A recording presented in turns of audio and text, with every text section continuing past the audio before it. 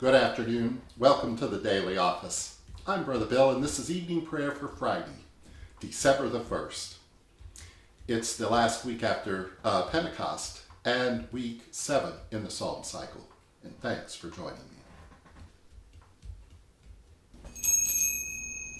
O God, come to my assistance. Make haste to help me. Glory to you, source of all being, eternal Word and Holy Spirit, as in the beginning, so now and forever. Amen. Alleluia, hear my prayer, O God Most High. Give ear to my cry. Alleluia.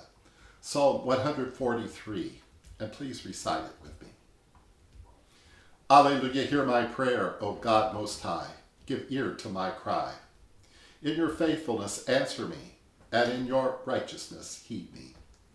Do not judge me, for in your sight no living person is justified. The enemy has persecuted me. They've cast me down to the ground. They've made me dwell in a dark cave, like them that have long been dead. My spirit is overwhelmed within me. My heart is desolate. I remember the days of old. I meditate on all your works. I muse on the work of your hands. I stretch forth my hands to you. My soul thirsts after you like a dry land. Answer me quickly, O Most High. My spirit fails. Hide not your face from me, lest I be like them that go down into the pit. Let me hear your loving kindness in the morning, for in you I trust. Show me the way I should walk, for I lift my soul to you. Deliver me, my God, from my enemies. I flee to you for refuge. Teach me to do your will, for you are my God. Your spirit is good. Lead me into the land of uprightness. Give me life, O God, for your name's sake. For the sake of your righteousness, bring me out of trouble. In your mercy, cut off my enemies. Destroy them that afflict me, for I am your servant. Alleluia. Glory to you, source of all being, eternal Word and Holy Spirit, as in the beginning, so now and forever. Amen. Alleluia. Alleluia, hear my prayer, O God Most High. Give ear to my cry. Alleluia.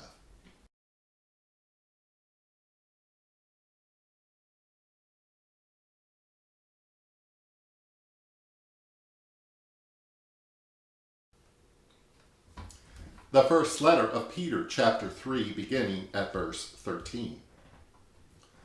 Now who will harm you if you are eager to do what is good? But even if you do suffer for doing what is right, you are blessed. Do not fear what they fear, and do not be intimidated. But in your hearts sanctify Christ as Lord.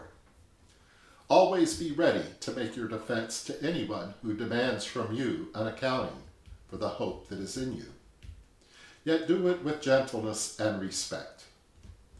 Maintain a good conscience so that when you are maligned, those who abuse you for your good conduct in Christ may be put to shame. For it is better to suffer for doing good, if suffering should be God's will, than to suffer for doing evil. For Christ also suffered for sins once for all, the righteous for the unrighteous, in order to bring you to God. He was put to death in the flesh, but made alive in the Spirit, in which also he went and made a proclamation to the spirits in prison, who in former times did not obey, when God waited patiently in the days of Noah, during the building of the ark, in which a few, that is, 8 lives were saved through water. And baptism, which this prefigured, now saves you, not as a removal of dirt from the body, but as an appeal to God for a good conscience, through the resurrection of Jesus Christ, who has gone into heaven and is at the right hand of God, with angels, authorities, and powers made subject to him. Since, therefore, Christ suffered in the flesh, arm yourselves also with the same intention. For whoever has suffered in the flesh has finished with sin, so as to live for the rest of your time in the flesh no longer by human desires, but by the will of God. You have already spent enough time in doing what the Gentiles like to do, living in debauchery, passions, drunkenness, revels, carousing, and lawless idolatry. They are surprised that you no longer join them in the same excess of dissipation, and so they blaspheme. But they will have to give an accounting to him who stands ready to judge the living and the dead. For this is the reason the gospel was proclaimed even to the dead, so that though they had been judged in the flesh as everyone is judged, they might live in the spirit as God does. Here ends the lesson.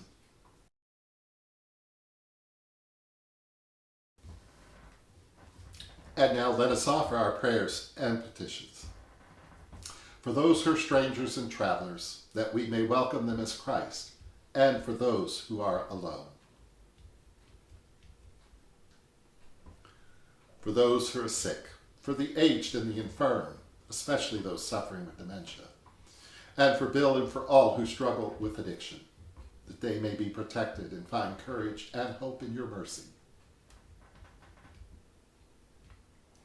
For prisoners and captives, for the persecuted and for refugees, that they may be judged in righteousness and find freedom in your truth.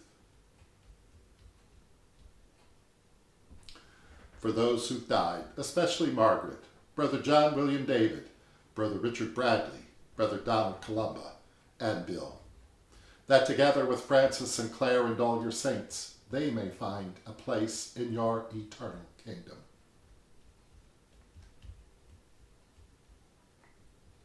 For all the victims of terrorism and violence, and for those who serve in harm's way.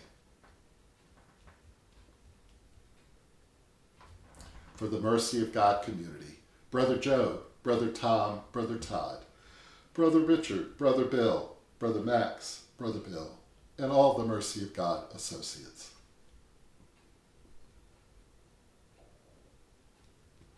For the intentions of those who've asked our prayers, and for all of your intentions.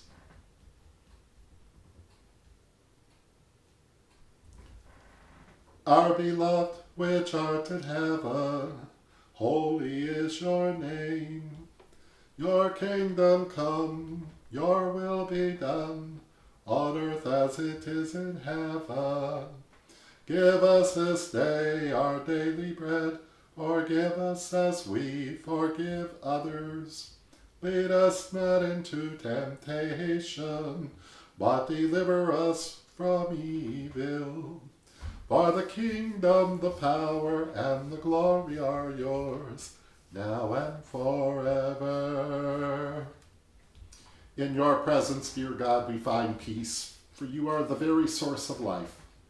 Show us the paths we should walk, and teach us to do your will. In Jesus' name we pray. Amen.